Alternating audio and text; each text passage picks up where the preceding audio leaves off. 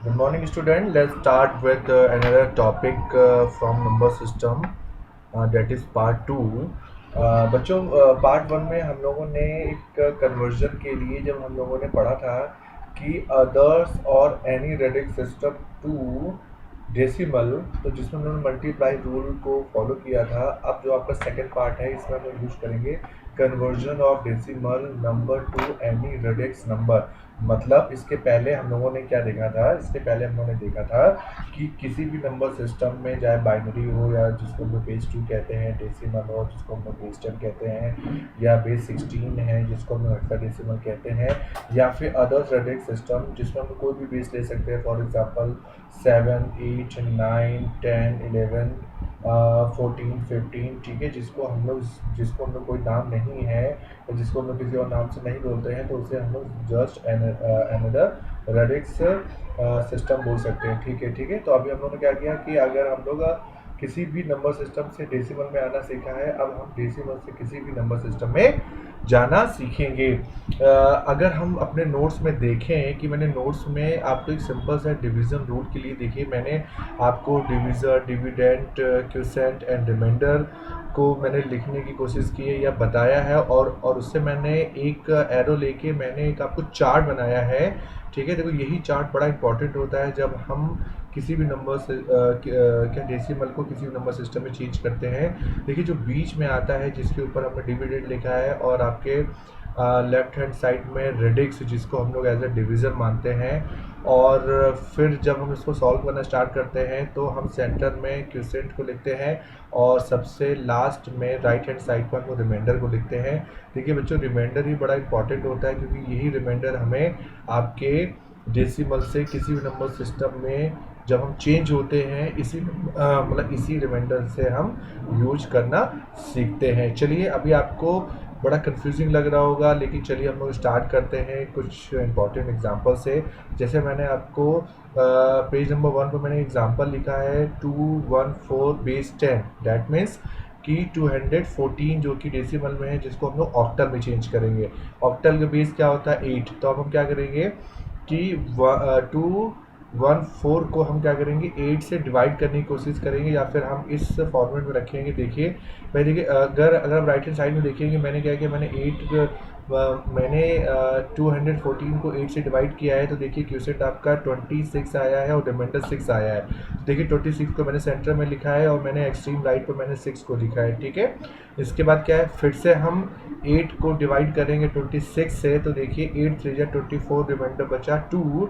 तो मैं क्या करूँगा, 3 को सेंटर में लिखूंगा और राइट हैंड साइड पर जहाँ रिमाइंडर लिखते हैं वहाँ पर हम 2 लिखेंगे। ठीक है, अब एट द लास्ट देखिए 8 को जब हम 3 से डिवाइड करेंगे, जब हम 3 को 8 से डिवाइड करेंगे कि 8 लार्जर नंबर है, 3 स्मॉलर नंबर है, दिक्कत हो जाएगी। तो हम क्या करेंगे, सीधे सीधे हम 8 को 0 टाइम्स मल्टीप्लाई करेंगे, तो क्या हो जाएगा कि 0 आ जाएगा और रिमाइंडर आपका 3 बचेगा। तो 0 एज अ क्वोशिएंट लिख लेंगे, और जो आपका एज अ रिमाइंडर 3 है उसको हम लोग आपके जहाँ रिमाइंडर प्लेस पर है वहाँ पर हम लिखते हैं। ठीक है, अगर आप ध्यान से देखिए उस चार्ट को, मैंने डाउन टू अप, ठीक है, हम लोग गए हैं, और जो डाउन में जहाँ 3 लिखा है उसको हम लोगों ने MSB बोला है, और जो टॉप पर 6 लिखा है उसको हम लोगों ने LSB लिखा है। तो अब हम इसको अरेंज कर देंगे, तो देखिए जो आपका आंसर आएगा 326 बेस 8, दैट मीन्स हम लोगों ने 214 या फिर 214 बेस 10 को चेंज कर दिया है ऑक्टल में 326 में। ओके, चलिए अब हम लोग दूसरे एग्जाम्पल को देखते हैं। अब देखिए यहाँ पर 54 या 54 जो कि आपको डेसिमल में दिया गया है, और बोला गया है रेड एक्स 4। देखिए रेड एक्स 4 का कोई नेम नहीं होता है, तो इसी वजह से मैंने थोड़ा सा एक हटके एग्जांपल लेने की कोशिश की है कि जिसमें हम लोगों ने रेड एक्स 4 लिखा है। कोई दिक्कत नहीं है। अब आपको ऊपर वाला एग्जांपल है जहाँ आप 8 से डिवाइड कर रहे थे नंबर्स को, अब यहाँ पर आपको जो बेस या रेड एक्स दिया होगा उससे डिवाइड करेंगे। ठीक है, चलिए करते हैं। हमने चार्ट बना लिया है और अब हम इसको डिवाइड करके देखने लग रहे हैं। देखिए 4 को 4 से डिवाइड करेंगे 24 को, तो देखिए 13 है ना, 13 4 जा है ना। तो आपका रिमाइंडर आया 2 रिमाइंडर आया, 2 को हमने रिमाइंडर प्लेस में लिख दिया और 13 को मैंने वहाँ लिख दिया। ठीक है, दैट्स इट। ओके, तो चलिए फिर हमने क्या किया, 13 को डिवाइड किया फिर से 4 से, तो देखिए 4 मल्टीप्लाई बाई 3 12, रिमाइंडर 1 बचा है, तो मैंने 3 को क्वोशिएंट की प्लेस पर रखा हुआ है और 1 को मैंने रखा हुआ है रिमाइंडर की प्लेस पर। अब देखिए जब एट द लास्ट जब हम 3 को डिवाइड करेंगे 4 से, तो 3 छोटा नंबर है या स्मॉलर नंबर है, और जो 4 है वो आपका ग्रेटर है या बड़ा नंबर है। तो हमेशा हमेशा ये ध्यान रखिए, जो आपका डिविडेंड होना चाहिए वो आपके डिविजर से बड़ा होना चाहिए। तो अगर यहाँ बड़ा नहीं है तो हम क्या करेंगे, इसको फिर से हम क्वोशिएंट की जगह 0 लिखेंगे। 4 का मल्टीप्लाई जीरो करेंगे तो 0 आएगा, और जो आपका एज अ रिमाइंडर बचेगा 3 माइनस 0 दैट इज 3। तो अब हम रिमाइंडर की प्लेस पर 3 लिख देंगे और क्वोशिएंट की प्लेस पर 0 लिख देंगे। तो अब देखिए जो आपका ये कन्वर्जन हो गया है कि एमएसबी टू एलएसबी कि जो अभी अभी अभी हम लोगों ने 54 इन द डेसिमल लिया था। अब जो इसका आंसर होगा इन रेडेक्स 4 312। ओके, अब हम लोग नेक्स्ट पेज में देखते हैं क्या हो सकता है। अब देखिए इस पेज पर हम लोगों ने अगर देखिए हम लोगों ने फर्स्ट पार्ट में हम लोगों ने पॉइंट्स के बाद फ्रैक्शन को सॉल्व करना सीखा था, लेकिन जब हम डेसिमल से अनदर नंबर पर जाते हैं तब हमको फ्रैक्शन पार्ट को कैसे सॉल्व करते हैं तो वो हम देखेंगे। जैसे यहाँ successful multiplication for the fractional part conversion, ठीक है।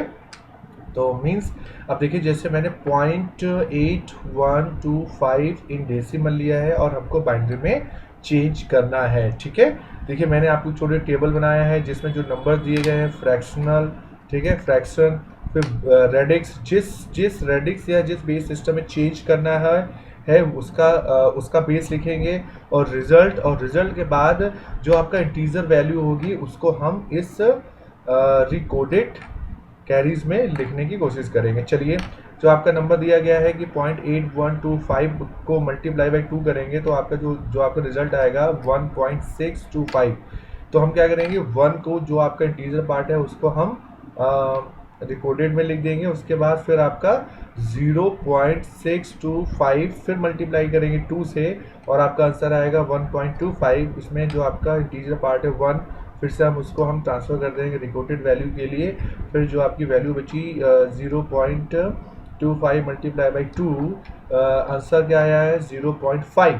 अब देखिए यहाँ पर 0.5 यहाँ पर इंटीजर्स की जगह क्या है आपका 0, तो वहाँ वैल्यू रखेंगे 0, और उसके बाद at the last 0.5 multiply by 2 1.0। अब देखिए 1.01 का इंटीजर वैल्यू ले लेंगे। अगर हम आगे करना चाहेंगे कि 0.0 मल्टीप्लाई 2 फिर से 0 आ जाएगा तो आगे करने का कोई फ़ायदा नहीं है।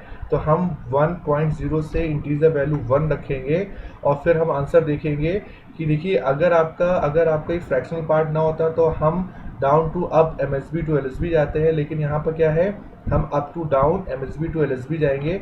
अब जो आपका आंसर होगा वो होगा 0.1101, ठीक है।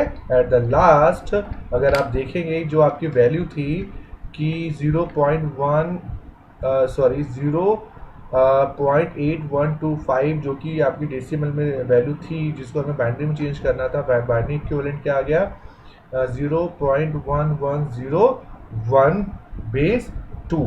Okay, thank you.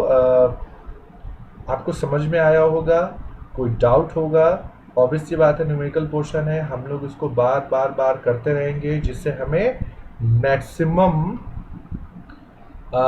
पोर्शन मिलेगा इसकी प्रिपरेशन करने की, प्रैक्टिस करने की। कोई डाउट होगा जब हम लाइव सेशन लेते हैं उसमें हम लोग इसकी और अच्छे तरीके से प्रैक्टिस करेंगे। Thank you student.